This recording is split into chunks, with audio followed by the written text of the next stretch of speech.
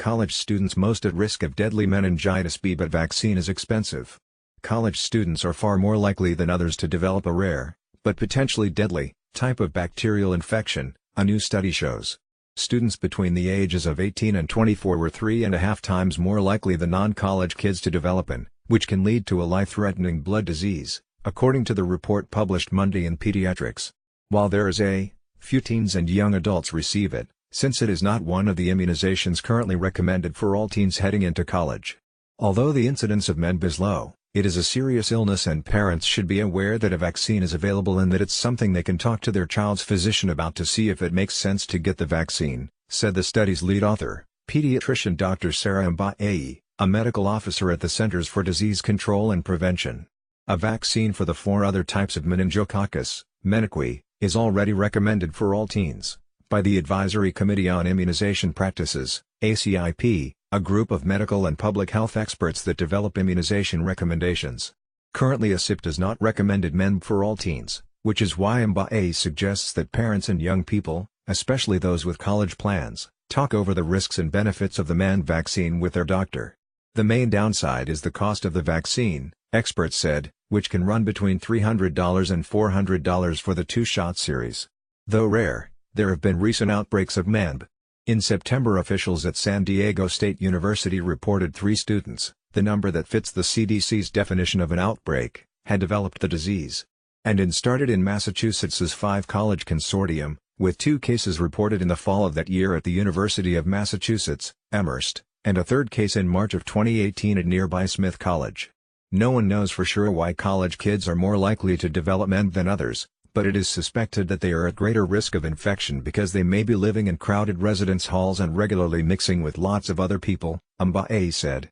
The organism lives in the back of the throat, Mbaye explained, adding that approximately 10% of people carry it without ever getting sick. When people are in close contact they can transfer it from one to the other. Mbaye and her colleagues analyzed 3 years of meningococcal infection data collected by the National Notifiable Diseases Surveillance System between 2014 and 2016. Focusing in on cases in people aged 18 to 24 years. They identified 6 MENB outbreaks on college campuses during those years, which accounted for about 32% of the total number of cases in college students. The rest were isolated cases. Comparing the rate of infection in college students to non-students, the researchers determined that college students were 3.54 times more likely than others to become infected. If this paper does nothing more than trigger a discussion between the physician and the student and his or her parents, then I think it's already done its job, said Dr. Ebbing Lautenbach, chief of the Division of Infectious Diseases at the Perelman School of Medicine at the University of Pennsylvania. Even without a full recommendation by the ACIP, at least people can be thinking about it so they can make an informed decision. It's a pretty rare disease, but if you get it, it can be devastating, Lautenbach said. There's a high mortality rate and a lot of long-term side effects if you do survive. Those effects can include deafness, amputation and brain damage. Dr. Iyer Leeds hopes the new paper does only that and doesn't spur officials to mandate MENB vaccination for all incoming college students.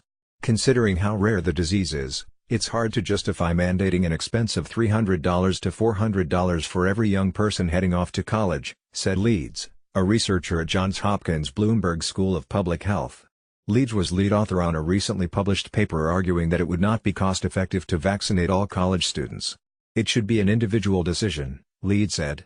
Ultimately, the value of the new paper is that it's educating physicians and parents alike, said Dr. Marian Michaels, a professor of pediatrics at the University of Pittsburgh Medical Center and a pediatric infectious disease specialist at UPMC's Children's Hospital of Pittsburgh.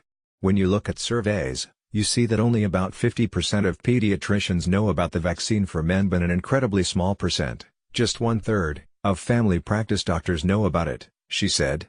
From my standpoint, this is a very safe vaccine, and while there isn't a huge incidence of meningococcal B disease, when it hits hard and rapidly, Michaels said. Within hours someone could be in the intensive care unit fighting for their lives. Linda Carroll is a regular health contributor to NBC News and Reuters Health. She is co-author of The Concussion Crisis, Anatomy of a Silent Epidemic and Out of the Clouds, The Unlikely Horseman and the Unwanted Colt Who Conquered the Sport of Kings.